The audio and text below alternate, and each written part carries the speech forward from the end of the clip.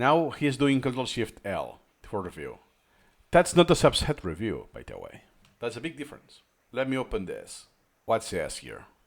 Review all the material in the browser in the presently displayed sequence. So if I sort by anything else, like repetitions, now I will see this order.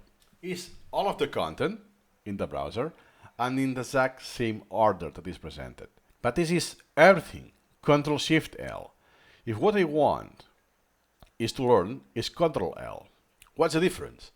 Is that the subset learning will only present me what is outstanding. We will filter the outstanding or filter out the non-outstanding elements. If I do this, it will show me absolutely everything, even if it's outstanding. So if I pre-filter this, child and outstanding, then there will be no difference. Both actions will have the same, but because I pre-filtered this myself. So this is a huge difference.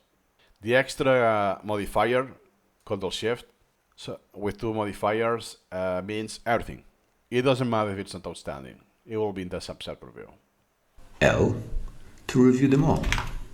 A forward for every. Which is especially indicated in this flow, because perhaps you just did the extracts today, 10 minutes ago, half an hour ago. So you don't want to wait until tomorrow. You want to spend just 1 hour. So I don't care if it's not outstanding. It won't be outstanding. Almost virtually everything won't be outstanding. That's why you want this flow with Ctrl+Shift+L.